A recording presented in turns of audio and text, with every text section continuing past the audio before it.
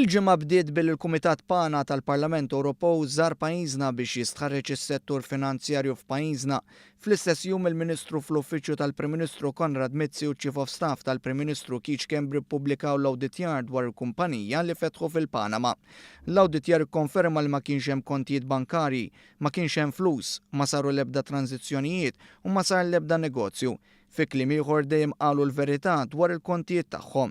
Il-Ministru Konrad Mizzi ddiskuta l-awditjar ukoll mal-Kumitat. Illum għalija kienet opportunità li nintaqa' mal-membri tal-Kumitat PANA li għandhom fact-finding mission ġewwa Malta u ngħidilhom il-verżjoni kollha kif inhi skont il-verità. U hekk għamilt illum ippubblikajt l-audit indipendenti li sar mill-kumpanija Crowe Horwath Internazzjonali fejn l-audit ikkonfermajt li jindejjem il-verità li ġifieri trust u l-istruttura kienet waħda familjari li ma kienx hemm kontijiet bankarji, ma kienx hemm transazzjonijiet fil-kumpanija u lanqas fit-trust u prattikament l-istruttura kienet ukoll irreġistrata mal-Tax Authorities ta' New Zealand. Il-Chief of Staff tal-Prim Ministru Keith Schembri bat ittra l-Kumitat tal-PANA fejn tagħhom kopja tal-awditjar u qal li ma jħoss li għandu jidher quddiem il-Kumitat għax huwa jwieġeb lill-Gvern Malti u mhuwiex politiku elett. L-awditjar tal-kumpanija ta' Schembri sar minn Crowe Horwath li hija waħda mill-akbar 10 kumpaniji ta' awditjar fid-dinja.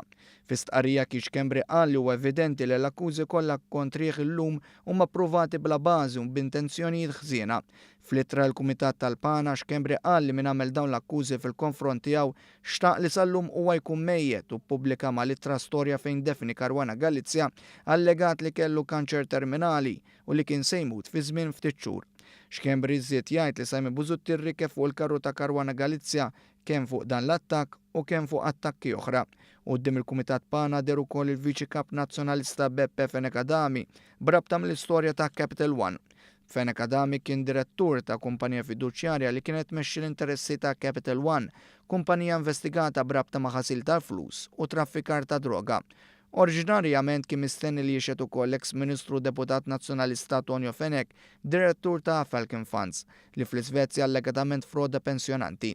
Madankollu sorsi qalulna li Fenek ma derx quddiem il-Kumitat minħabba li hemm investigazzjoni kriminali. Fl-ewwel sessjoni tnejn filgħodu l-Ministru għall-Finanzi Edward Cicluna u ċ-Chairman tal-Awtorità Maltija s-Servizzi Finanzjarji Joe Bannister spjegaw lill-Kumitat tal-PANA dwar is-settur finanzjarju u s-sistema ta' taxxa f'pajjiżna.